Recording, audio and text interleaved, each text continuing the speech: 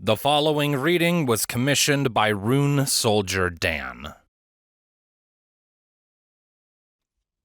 The Splendid Panzers of Miss Harshwhinny by Rune Soldier Dan. For Miss Nagatha Harshwhinny, the war began years before the invasion of Equestria. 3 years, 1 month, and 11 days, to be exact. Such was the way her mind worked, tracking details and fully forgetting nothing she saw or read, instinctively noticing the patterns of piecemeal knowledge and gluing them to form an uncanny prescience, which always loomed in her mind.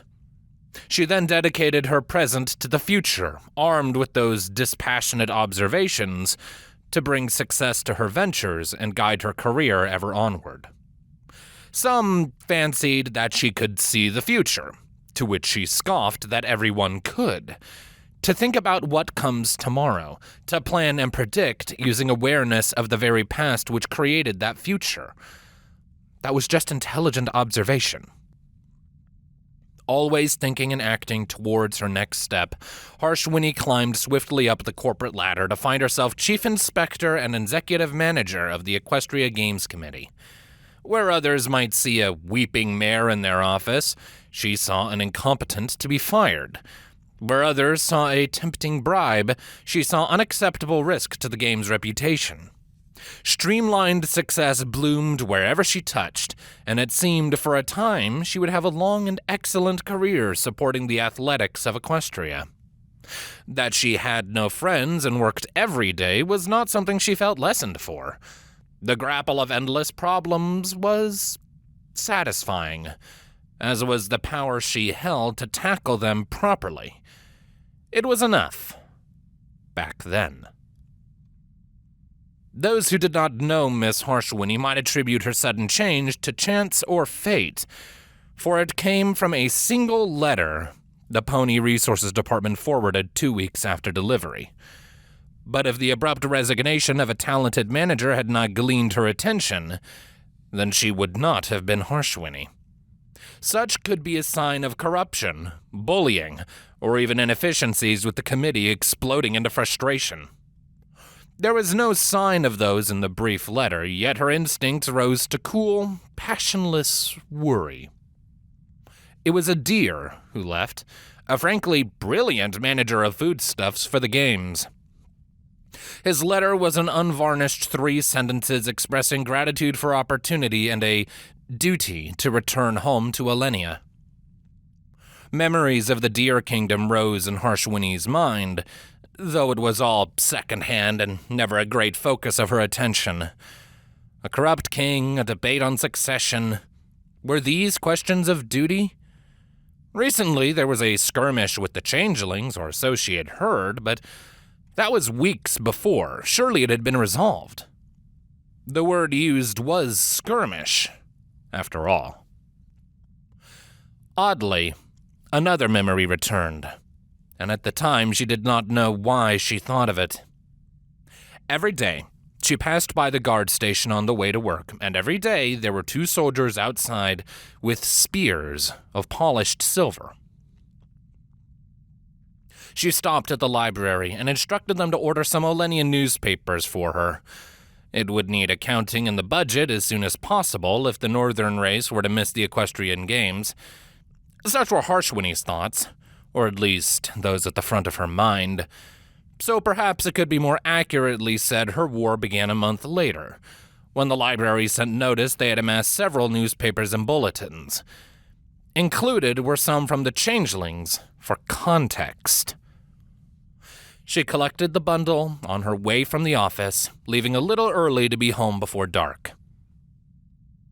The last moments of her innocence passed pleasantly, her always busy mind anticipating to tackle the question before her like the jigsaw puzzle she turned to in her rare hours of rest. Instead, the answer was printed in stark black as she opened the paper wrap and saw the first headline of the first newspaper. Invasion. Harshwhinny read the whole pile that night, silent and stern as the shocked awakening which would soon come to all ponies passed through her mind. It wasn't a skirmish, not a misunderstanding or brawl or even a coup like the changelings had tried in Canterlot.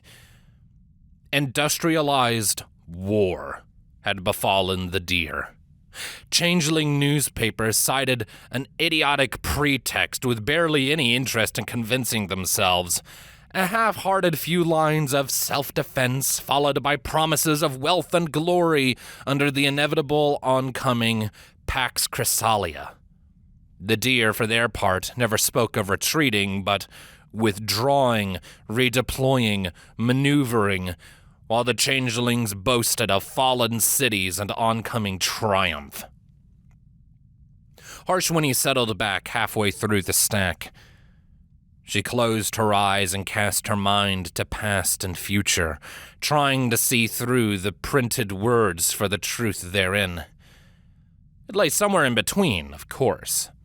The changelings would have won by now if the deer were as utterly collapsed as they claimed, but their foes clung to excuses. One deer paper announced a brief conscription to dig trenches before the capital. Another buried an advertisement for a yacht trip to Equestria at criminal prices. Patriotic printings extolled their soldiers to fight to the death. The changelings made no mention of sacrifice. They did not plan to die. The clock ticked forward in Harshwhinny's mind. The deer had no allies, never a strong industry, and had already lost much. Could they recover? Perhaps they wouldn't need to. Perhaps Chrysalis just wanted a few bites of land and it would end with a silly treaty between monarchs. No sooner did that theory emerge than Harshwhinny picked it apart. Pax Chrysalia. Changeling paper spoke of utter dominion. A total new order to the world. Olenia was doomed. Harshwhinny accepted the fact and resumed reading. A changeling recruitment ad caught her eye with a strange image, a locomotive of iron, yet with treads like a bulldozer and what seemed a cannon from its stack. She saw similar drawings twice before and skipped past, thinking them a nod to their industry. 3 times was more than coincidence. Answer came with photographer's proof in another paper, where a changeling tank had fallen victim to a squad of posing, grinning deer. The text proclaimed with desperate joy that the wonder weapons of the invaders could be felled. Harshwhinny studied the grainy picture. Then, when that did not satisfy, she retrieved a magnifying glass and notebook and did her best to sketch every detail. Not a smokestack, but some elevated platform for a small cannon turned to the side. She wondered at how it could be damaged such, then realized the platform could turn like a boat gun. Treads, too, like a bulldozer clear mud and rubble, armor of steel, certainly proof against all but the strongest unicorn spells. She went back through the changeling papers, finding references to tanks which did not make sense at first. Not storage tanks for fuel or such, but armored weapons deployed by the regiment. Kill 1 with cannon fire, kill 2 by ambush. But how to kill 30, 1,000? Changeling newspapers were not shy. The tanks hooked and ripped, punching holes in lines and speeding to the rear. They captured crossroads and bridges, cut reinforcements and retreats, sowed havoc with no real reply.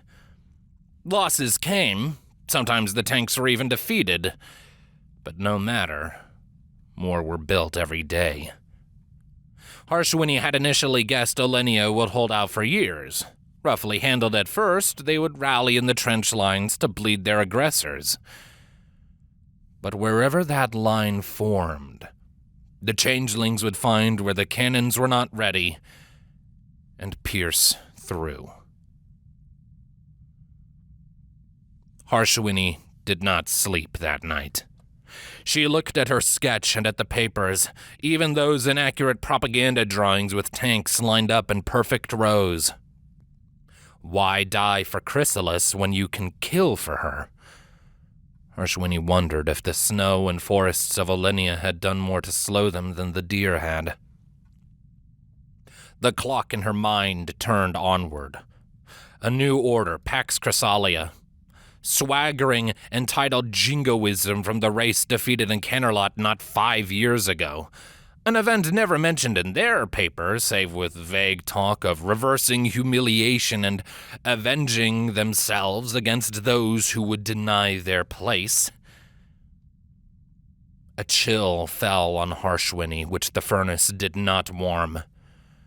When dawn came, she ate and groomed, then went to work. Her eyes lingered on the guards outside the barracks, standing proud with their spears. Few in the office even knew of the war, and those that did expressed vague platitudes before steering to more comfortable topics. She purchased 3 Manhattan papers on the way and found none of them mentioned Olenia. Harshwhinny left early, called it illness. Not really a lie, she felt sweaty and frigid. She threw up on her way home, then again in the sink. The clock in her mind never stopped, turning past Olenia's coming fall. Flat farms and wide roads in Equestria, not so many forests. Spears against tanks. Equestria would rouse, of course, just as Olenia had done. Plans and conscriptions and productions, attempted last ditch without strategy or preparation. It would take the changelings longer for the ponies than the deer, but not very much longer. Harshwhinny laid in bed, paced, stared, vomited. She saw it clear as the walls in her room, the unalterable future no pony else could see. But they will. She took to ruminating on the photograph. Using the pictured deer as a yardstick, she estimated the tank's dimensions as best as she could, down to the treads and cannon size. No smokestack. Did it run on gas? Diesel? Magic? How many crewed it? How hard was it to drive? Merely a distraction. But she needed one. She sent notice to the office, saying she was taking a vacation. Then she went to the telegraph station. Money was exchanged, promises made to collect and deliver her all the news from the war. Then to the library, where she checked out over a dozen books. Engines, metallurgy, machines, and guard manuals. The latter were useless. Talk of shield walls and lance charges. But the others she consumed. Not altogether different from the life she didn't yet know was done. Over the course of her career, Harshwhinny had found herself obligated to quickly become an expert on topics from sports medicine to logistics to stadium architecture. And when those times came, she turned her eidetic memory to books and records. So it became that over the next weeks, she gained knowledge of tempered steel, weight ratios, and tractor building. She tried to go back once in that time. She left before lunch. The Equestria Games, her single-minded cause for the past 10 years, now felt so inane, useless, worthless, even a net negative. Distracting ponies from the threat looming over their tomorrows. She turned in a 3-sentence letter of resignation and went home. There was no plan in her mind, no definitive idea of what to do next. Harshwhinny followed the path in front of her. She set up a map of Olenia, tracking with pins the boasted claims of changeling newspapers, ironically far more reliable than the deer. Passing months had split what was left of their nation in two, though these held out bitterly for now. and every week of those months returned her to the library. Tread width, industry requirements, proper welding. She needed it all. Somehow, she re-sketched the changeling tank 4 times, each with greater detail, either learned or with blanks filled in as logically as she could. The armor could not be very thick given its size, not even enough to protect against its own small cannon. Her mind turned. A larger tank with stronger armor. Pound for pound, it would best these like toys. But there were larger tanks now. She found good pictures of what the deer desperately proclaimed would save their cause. A monstrous machine with 2 turrets plus a cannon in front. Olenia was never very industrial, so how many of these could they really produce?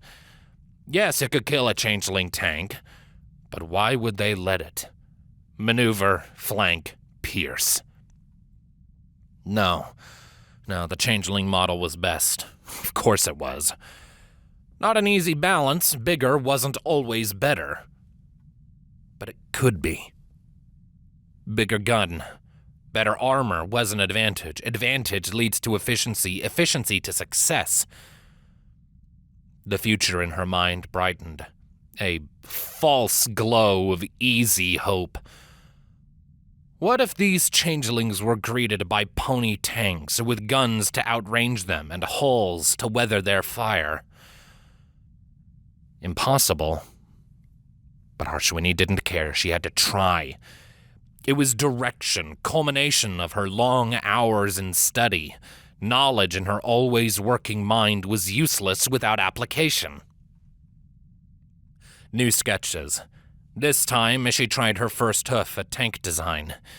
She did not think herself particularly creative in it, mere deployment of logic and knowledge to make what seemed an efficient vehicle.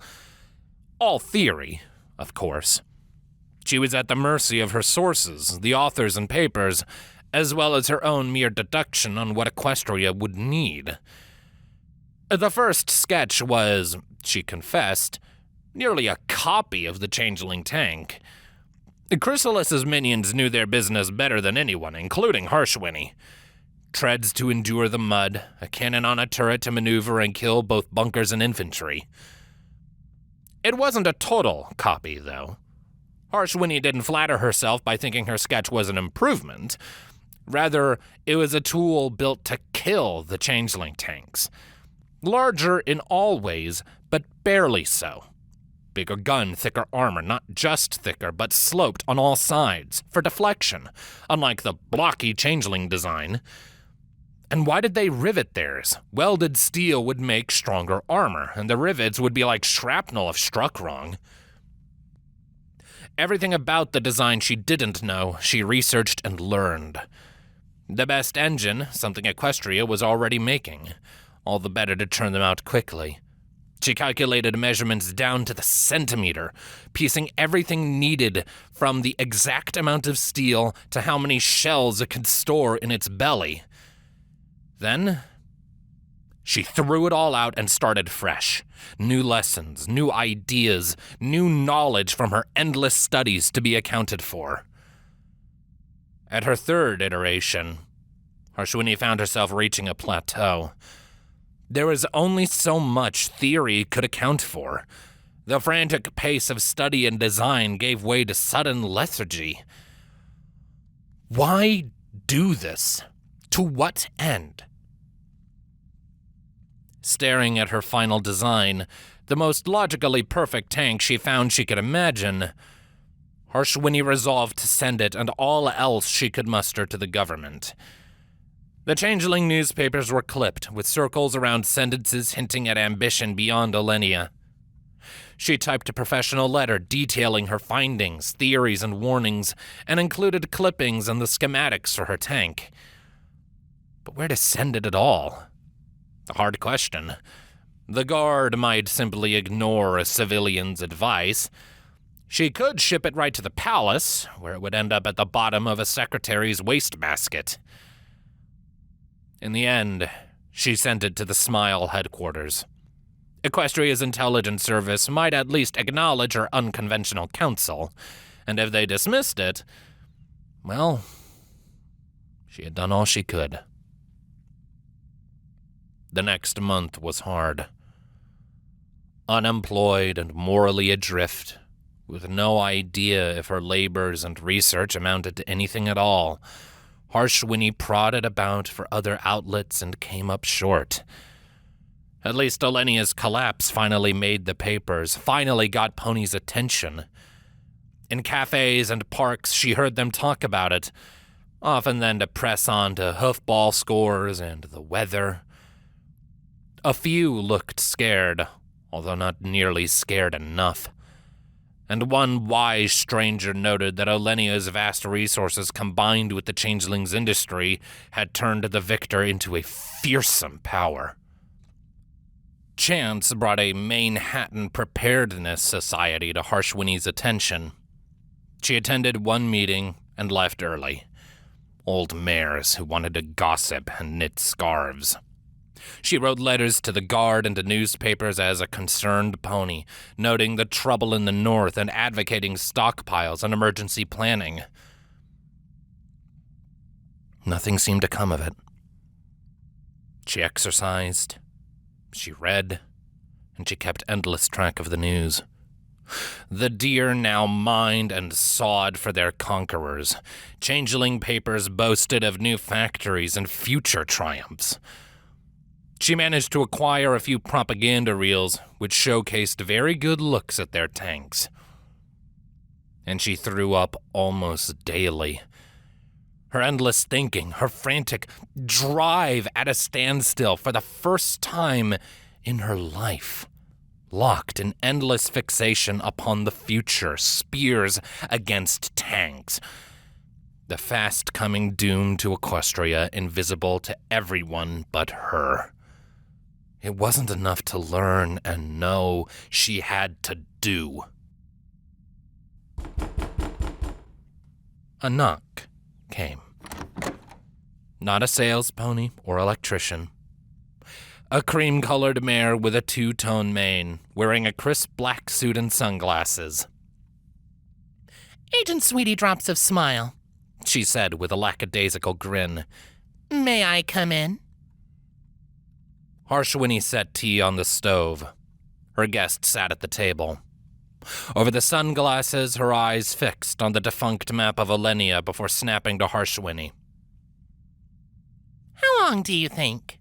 Sweetie asked, as though in casual conversation. "Until we're invaded. Don't tell me you haven't pondered it." 2 or 3 years, Harshwhinny replied at once.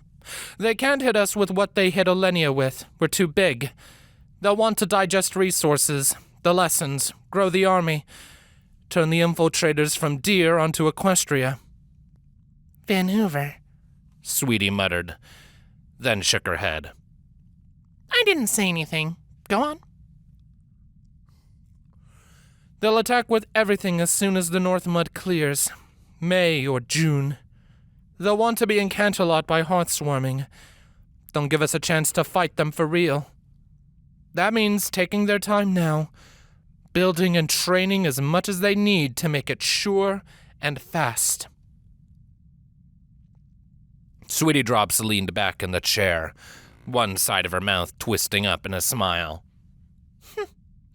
"Some in Canterlot say the changelings bit off too much already, and they'll be tied down with the deer until they pack up and quit." Harshwhinny gave a light huff. Then they're fools. The changelings don't want Olenia, they want it all. Have you read their papers? "More than you." Sweetie shrugged. Then I assume you know we have 2 choices, Harshwhinny said, bristling under the seeming indifference. Equestria can ready itself for war, starting now. Meet them with tanks and armies of our own. If not, Miss Drops, tell me now so I can learn to speak changeling. "You are as nice as they said." Sweetie took off her glasses, meeting Harshwhinny's gaze. "Ponies aren't like your little tank drawings, waiting to be measured and produced. Run outside, yell them to start training for war, and What? Why? Run to the factory. Tell them to stop making pistons and start on rifles. How? They'll need schematics, equipment, supplies, and someone ready to buy them. Best case, nothing happens. Worst is you start a panic. Sweetie held up a hoof as Harshwhinny almost snapped. Wait a tick. The point is, this stuff takes time. Especially since half the government doesn't see a need and the other half thinks a 2% budget increase for the Guard will cut it. You know war is coming. So do I. We have a few friends in high places and have to convince the rest. Then when we do get funding, we actually have to figure the inputs to get those piston factories making guns. It's not just politics. Not just blind stupidity. The boulder is moving in our favor, but it's slow and we can only push it so fast. You sound like a politician yourself, Harshwhinny sneered. Action is needed, not excuses. Sweetie gave a dry laugh. Rousing a pacifist nation to readiness isn't easy, Harsh. A case in point, if you think the politics are bad, you should see the Guard. We're hiring Olenian refugees to train us, and they're the guys who lost. Modern rifles, artillery, planes, tanks, and how to use them. New tactics are being made, new doctrines to try and reform the Guard. Just a few test units for now, but they'll be able to take those lessons and train the rest. The tea began to scream. Harshwhinny took it off the heat, but did not pour. The mare's smile annoyed her. If everything is so well in hoof, why come to me? Because it's not. Harshwhinny turned to her guest. The grin remained, though now she saw the long worry behind it. It's not good, Sweetie said. But it's what we've got. An uphill struggle against our own complacency against the first enemy in 1,000 years who can't be bested with a couple of spells. Maybe we'll win if we push as hard as we can, and maybe it's already too late. You ever see anyone win a race who started 5 years after the other mare? The smile curled at its edge. Anyway, I want you to build tanks. I'm certain I misheard you. You definitely didn't. Then it is a joke in poor taste. Cosmically, yeah. But here we are. How am I to build them? By hoof. Sweetie Drop slapped the air with her hoof. With a factory, dingus. We've got one set up to be a test case. They're getting together steel and riveters and such as we speak. Build your tanks, work out the kinks, and give us something we can start cranking out from here to Las Pegasus. The response was obvious, at least to Harshwhinny. You, of course, are aware that I have never run a factory nor joined the Guard. Oh, the Guard thing is easy, Sweetie said. Both had forgotten the tea. We'll make you an officer. It'll grease some wheels. As for running a factory, I don't care. You'll have a manager to help, and somehow I think you'll pick it up pretty fast. Harshwhinny again made to speak, and again was cut off. You have ideas, Harsh, and you know the stakes. Right now, that's better than anything.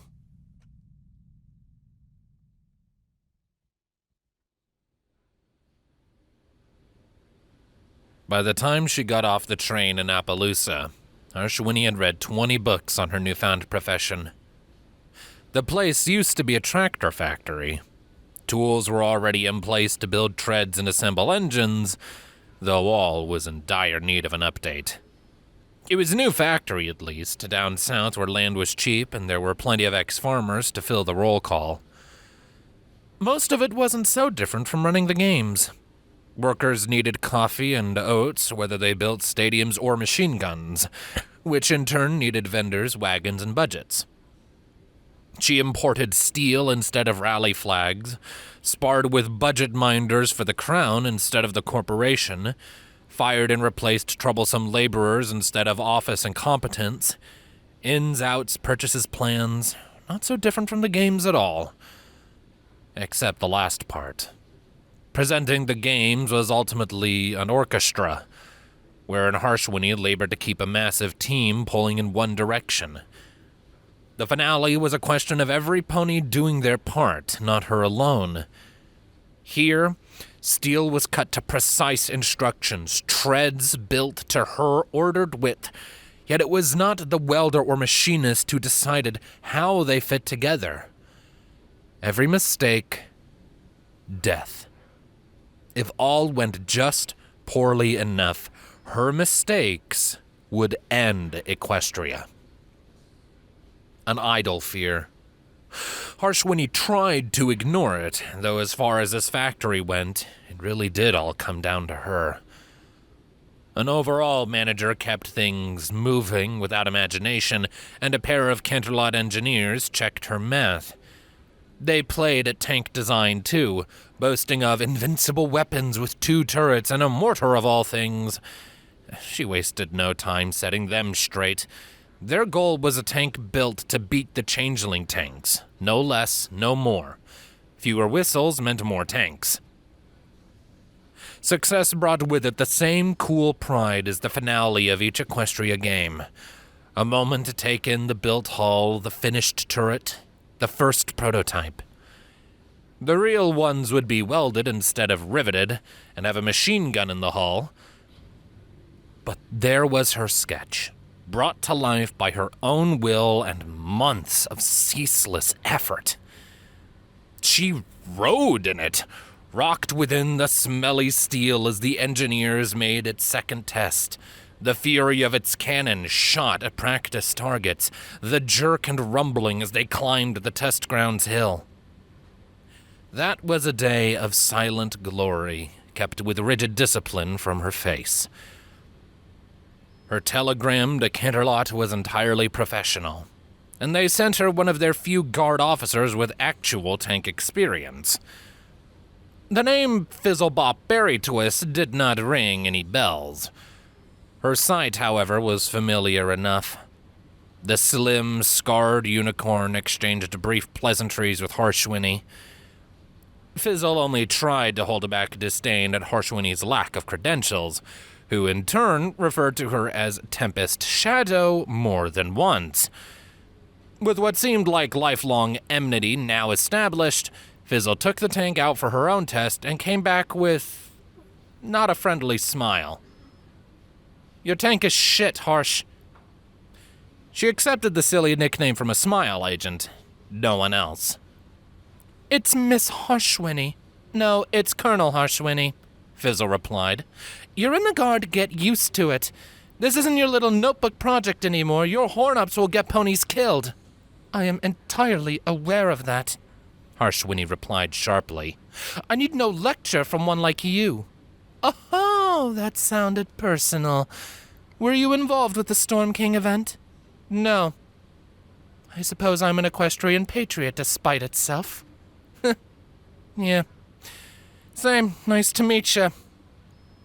Fizzle hoofed over a copy of the official blueprints with a lot of added red ink. "First off, wooden seats? Tell me that's a placeholder." Harshwhinny raised an eyebrow. "Did you get a sore bum, Miss Berrytwist?" "Colonel Berrytwist, and yes, I did. Ponies are going to be in that thing for hours and days and weeks. They'll need harness and Celestia-given padding." "Pillows and blankets too," Harshwhinny almost said. Her mind interrupted, gazing inevitably to the future.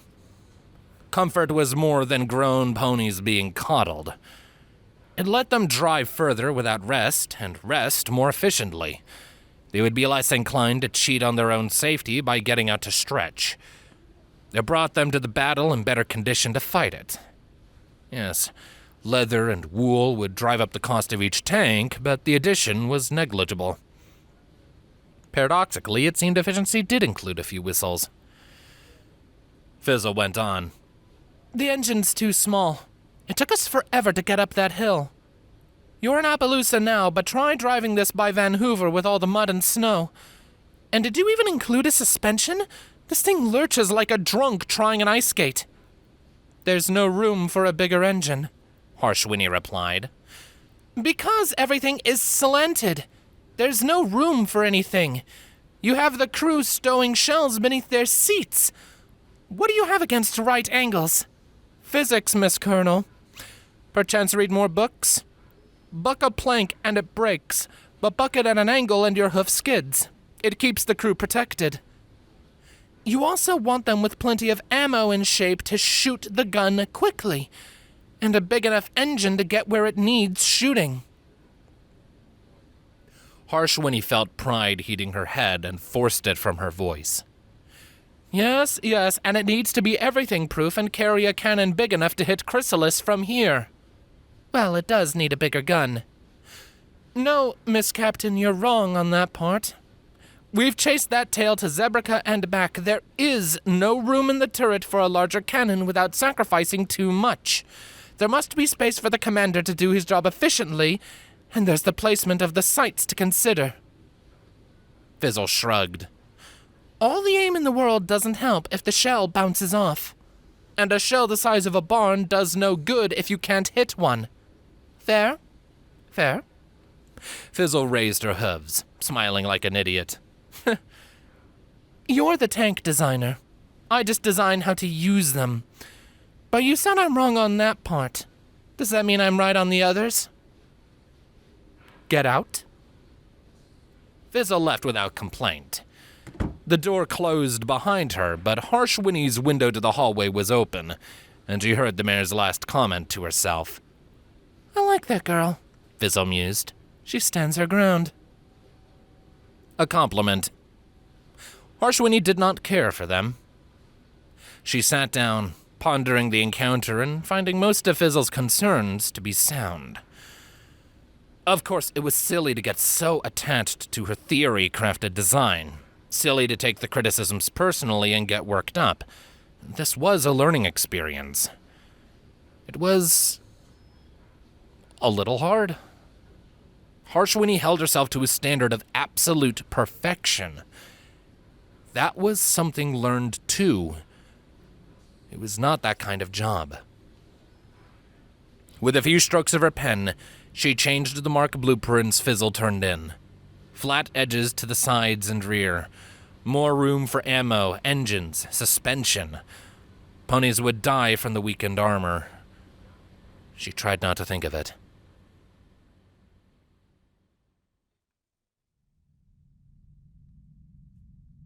The factory moved. The tank wasn't perfect, but future guard visits pronounced the next prototype worthy. A few other secret factories had submitted their own designs, but Harshwhinny's hit all the right beats. Turret, cannon, speed, armor, intangibles. It looked very much like the Changeling tanks, and they, of course, knew what they were doing. There were just a few annoyances before larger production began, and two of them sat across from Harshwhinny. Fizzlepop asked a question. Agent Sweetie Drop snickered into her hoof. Of course it has a name, Harshwhinny said irritably. She gestured to the form before her and one specific line in the name box. Equestrian War-Fighting Armored Vehicle Mark I. Say that 3 times fast, Sweetie joked. Fizzle rolled a pencil forward. Just give it a real name, Colonel. That is a real name. I swear, you're doing this on purpose, Fizzle grumbled. 10-bit says she's not, Sweetie chimed in. No deal. Smart. Sweetie leaned forwards. It's your baby, Harsh. Name her. We need something catchy for the film reels and short enough for conversation. Nice as it always is to see you, I'm a busy mayor who needs to get this form to some very soon-to-be-busy factories. If you could not be you for 1 second and give us a name, that would be splendid. A waste of time to be minimized. Harshwhinny scribbled Splendid Mark I onto the form and pushed it over.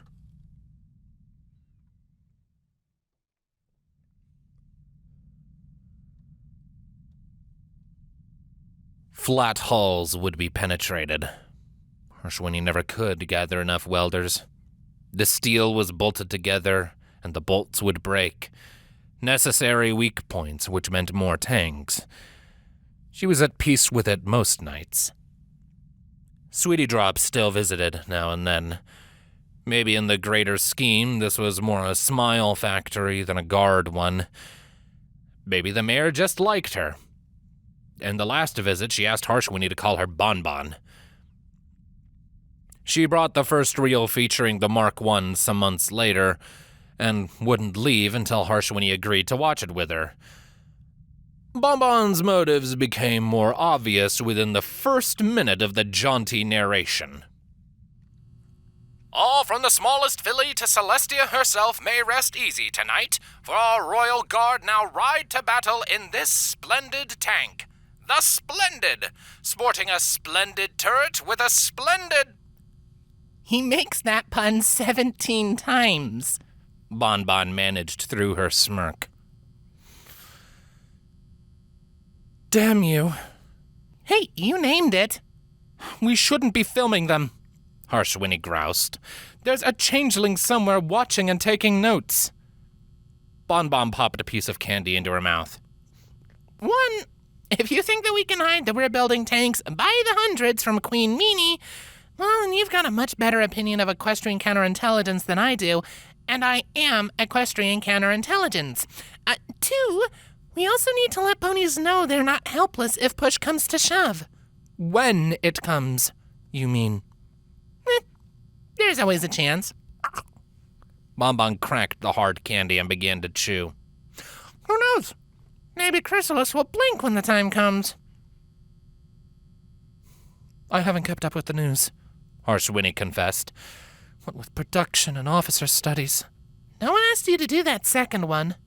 I'm a colonel, Miss Drops. For all I know, I will lead soldiers when things really begin. I need to be prepared.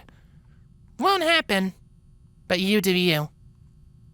Bonbon hoofed over a folder, its shadow breaking up a projector shot line of Splendids. But if you think you're busy now, wait 5 minutes. Nothing like doing good work to earn you more. Harshwhinny accepted it. What's this? Shit the changelings haven't put in their reels. She opened the folder to a jumble of photographs. Photographs of photographs, in fact. Large tanks, angled armor, heavier cannons, pieces of blueprints and rows of hulls without turrets awaiting the final touch. Bonbon swallowed. Her eyes remained on the screen. Help me make sense of it. Fizzle said the Storm King only ever used small tanks. Thanks stars, he hit us with airships instead. The changelings beat Olenia with small tanks. Small tanks means fast tanks and lots of tanks. So why are our enemies building these steel-hungry, gas-guzzling clunkers? Harshwhinny turned the revelation in her mind, letting a few minutes of droning propaganda fill the silence before she answered. They know we're building light tanks. Pit small tanks against heavy tanks. We won't have more small ones for long. Celestia, damn it. I doubt she has that power. Bonbon reached for her pocket. You mind if I take a smoke? Don't you dare. I'm tired of being behind, Harsh. Bonbon tossed in 2 pieces of candy and began chewing viciously. You wanted news? Good news is we're moving. New officers, couple of sisters with really good ideas, plus Fizzle. Drills and planning and draft numbers being distributed. Some politics going on with the Thestrals, but don't you mind that. War industry's kicking up. It's all pretty popular, though the mantra there is that we're preventing a fight by being prepared. But we're not, Harshwhinny said. No, baby, we ain't. Changeling diplomats are howling that we're just provoking them, and now they have to build up more to stay safe. Some idiots believe them. Lost on a bike, Harsh.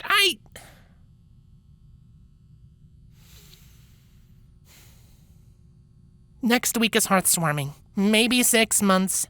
Wait for the weather to dry. I think they'll hit us then. Harshwhinny nodded. I agree.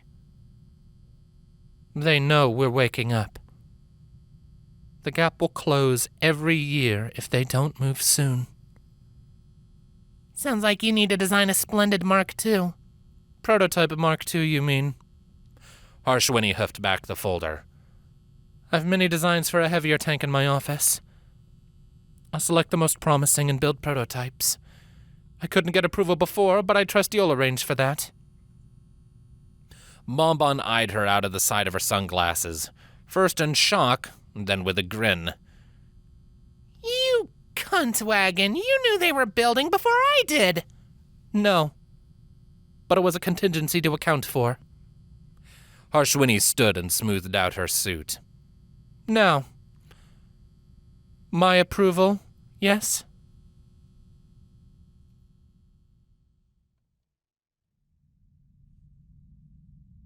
No. Weeks had passed. No what, Miss Drops? And do learn to knock. Harshwhinny glanced up, then did a double-take.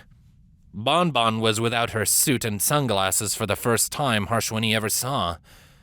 The curly two-tone mane was messier than usual, and one hoof pushed an envelope onto her desk. I ran out of favors. Bonbon sighed. Scooped this from the post office. Wanted to bring the bad news myself. Sentimentality suits you ill. Just open it, Harsh. Harshwhinny moved to comply. What am I opening? Bonbon flopped onto the chair beside her. This factory is a smile-op. But now civilians in the Guard are building factories just fine. The bean counters see you as redundant. The official wording took 2 pages to get there, but it was indeed the proverbial axe. An official notice from the Department of Resources to cease operations and begin forwarding all workers and supplies to a new site by Trottingham. A full new tank factory? It'll be months before they finish building it. Harshwhinny blinked, staring dumbly at the words before her. This makes no sense. We have an efficient production of Splendids here. Why don't they just take over this one? Because lots of factories have gone up in the south, and loud, rich ponies in Trottingham say that's not fair. Harsh, I'm sorry. I just can't win them all. A familiar chill crept into Harshwhinny's chest. Helpless. Adrift. Just as she was before Bonbon knocked on her door. Not this time. Her eyes focused.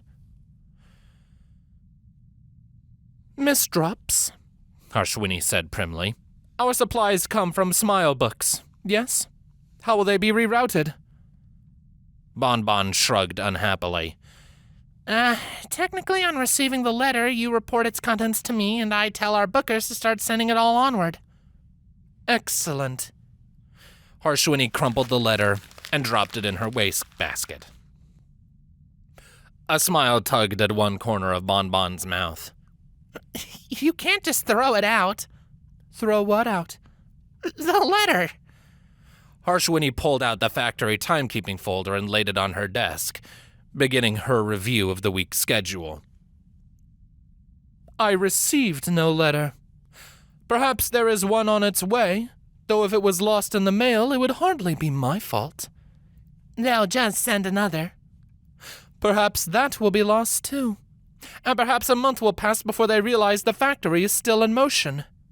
Then, of course, I will have to send letters to the coming factory to have detailed exactly what they need, and request clarifications and appropriate authorizations for all matters, all in the spirit of obedience to government orders, naturally. They can't blame me for letters being lost, or for ensuring an orderly response. Wait on the clock until the war starts.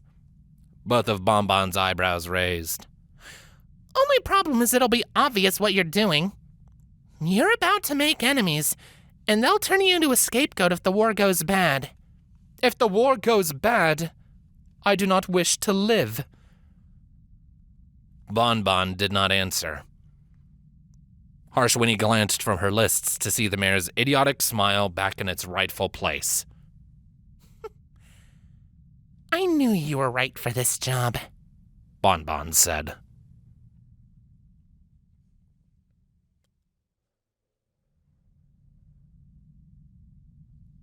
A rare moment of quiet found Harshwhinny after Bonbon made her exit. The factory worked in 2 shifts, shutting down after midnight, though she often remained.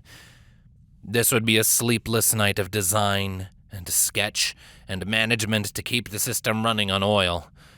If she was going to slow walk a changeover in bad faith, she may as well make it worthwhile. Rarer than the quiet came the introspection. Harshwhinny existed in and for the world around her, not at all one for examination of her own beliefs.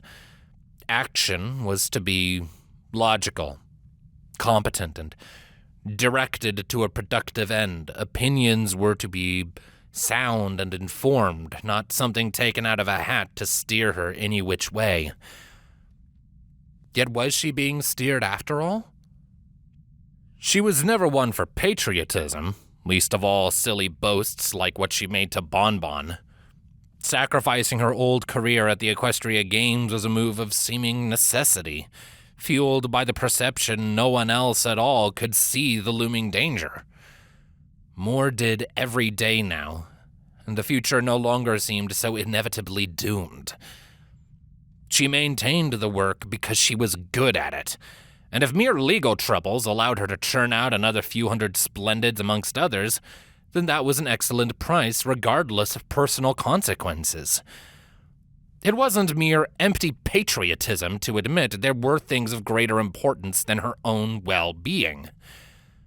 If the world could indeed furnish a cause worth dying for, it was Equestria's, birthplace of sacred harmony. What now tragically seemed like an old-fashioned notion that peace and cooperation were superior to war and grasping dominion. Harshwhinny's mind moved instinctively to the future. What if Kennerlot fell and everything was in vain? She pulled her thoughts away from all that. Plenty to anticipate and work towards now. At any rate, she did not think she lied to Bonbon. The work called, and she answered. Prototyping of the Mark II began apace. A good tank with lessons learned, neither as small as the Mark I nor huge like the Olenian attempts. In documents, she began describing it as a medium tank. Captain Barry Twist had no complaints when she came to test it, only wanting to know how fast they could be produced. Not fast enough, of course. There was a limit to how much things like this could be rushed. Harshwhinny barely had a test line in production when news arrived of chaos and riots in Vancouver. That same day, she announced the factory would change from 8 to 12-hour shifts. The workers booed as she turned away. 3 days later, a rushed telegram informed her a short artillery barrage had struck several border points. Changeling tanks were streaming south between them, and thousands of soldiers were marching in their wake. Equestria's entire border army was overrun within the week. Harshwhinny only read of the parades, the speeches, the rally to the princesses as Equestria at last came awake. The endless clank and grind of the factory suited her just fine, and would have for the entire war had a message not been delivered for her to report to Kennerlot. She arrived expecting to be arrested. Instead, she was made comptroller of all tank design and production. Both the output of her factory and the performance of the Splendids apparently made an impression. The palace office and glittering Canterlot. Such a change, and she barely looked around. No time, not with news coming in every day. Most was bad. Like the Olenians before them, ponies on the front lines found themselves cut up, outmaneuvered, overwhelmed. Even the best of their leaders only had theory, while their foes had practice. The Splendids and other tanks were often as not ill-used by everyone from generals to half-trained crews, and anyway were outclassed by the new Changeling tanks. Their designers had been a step ahead, even from Harshwhinny. Yet the Changelings did not have it all their way. Wherever terrain or preparation halted their blitz, the Equestrians held out with guns and bitter courage. Surrounded strong points fought until the deathly end. Blown bridges and even dams and fields spoke of Equestria's vast awareness to its own capacity for ruthless will. While outmatched, the Splendids were nimble and quick, and their cannons were not so small that the aggressors had nothing to fear. Threats and counterblows trimmed some of the sharpness from the blitz, though every day they drew closer to Canterlot. All this Harshwhinny only grasped in bits and pieces. She spent more time on trains than in her office, shuttling from factory to factory. Incompetence to fire, supply lines to smooth. Even the rare fit of worker agitation to bribe or crush. Her scope began to expand. Tanks needed steel mills, munition factories, rubber. Where those fell short, Harshwhinny put in her hooves and fixed what was needed. No more time for tank design, but already other teams were correcting flaws with the Mark II and plotting what came next. Equestria had learned the same lessons she had learned earlier. No reason to stay involved on that end, not with so much else to do. She did the best she could as months turned to weeks and days until the Changelings reached Canterlot. Mark IIs were brought in without headlights or machine guns. Anything for one more hull to mass and Barry Twist's infant tank corps as the Changelings reached Unicorn Range and began inching east to the city.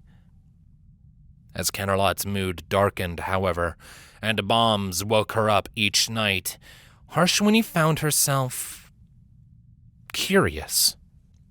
Fearsome though it was, the Changeling advance was wheezing, slowing.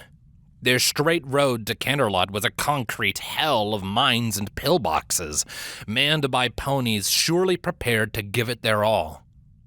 Mobility was the Changeling's strength. Why were they grinding down the hardest path, driving precious tanks into killing fields? They should turn far east or west instead, against fewer soldiers defending flatter ground. Take as much of Equestria as possible, setting themselves up to crush it in the coming years. Harshwhinny did not care to ponder it when she worked, but as she laid in the palace basement one night, she turned the thought in her mind and found the answer.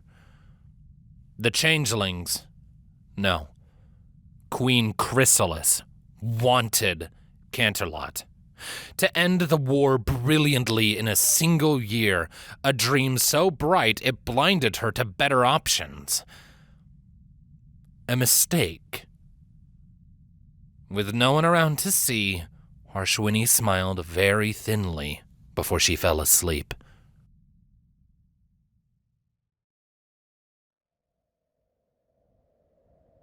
Of course, it was only a mistake if it failed. After months of expanding, Harshwhinny's world grew small. Supplies were delivered right to Canterlot, sometimes to be stored in her office.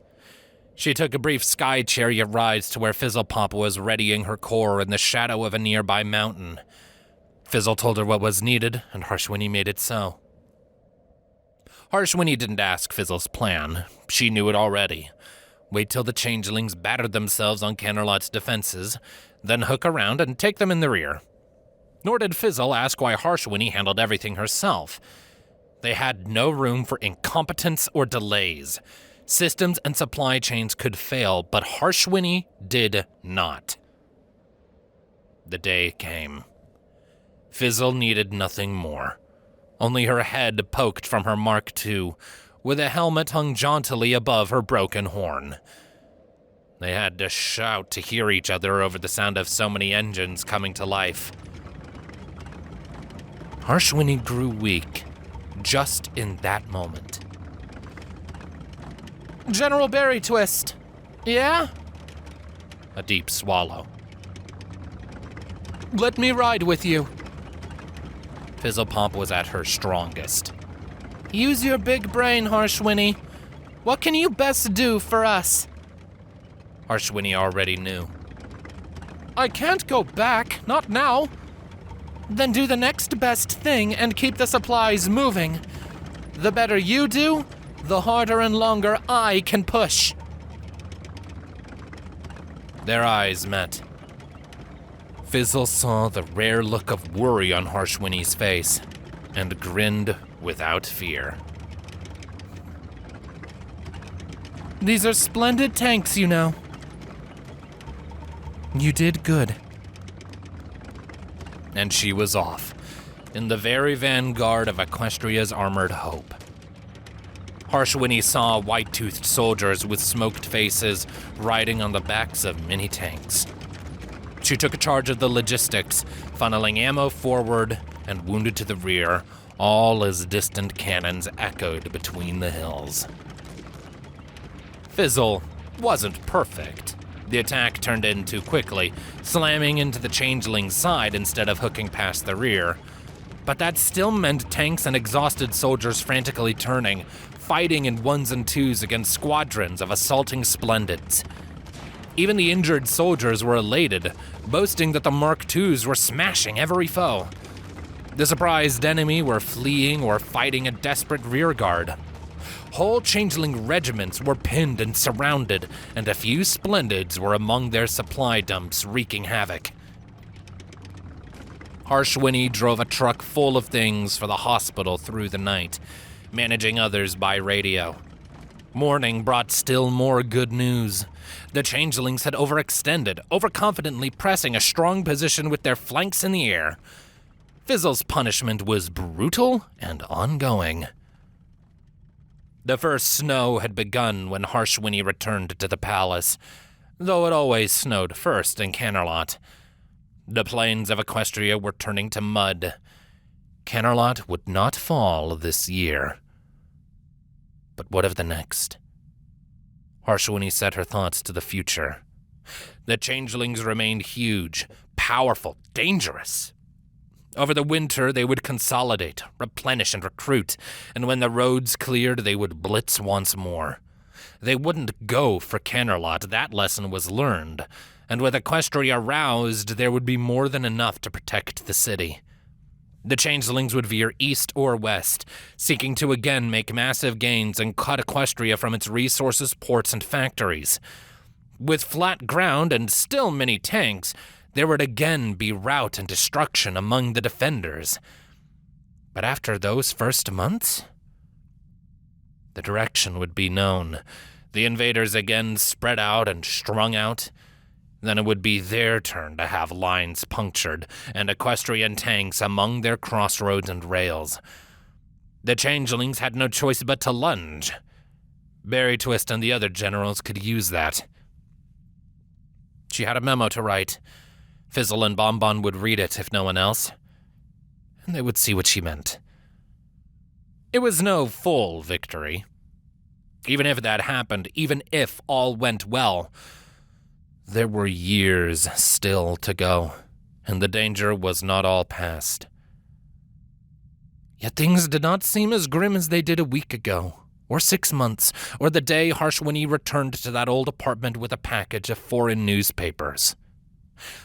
For the first time in a long time, Harshwhinny looked to the future and saw hope. And as she did, a stray thought found her mind. The soldiers riding the tanks had it right. Speed and protection, getting them to the front to help the tank as fast as it could drive. but it would be far better to send them in an armored shell of their own. More Rune, less risk, more cohesion, bringing platoons and companions up alongside the tanks to bring action that much faster. Alone in her office, Harshwhinny sat upon a crate of spare dials, pulled out her notebook, and began to sketch.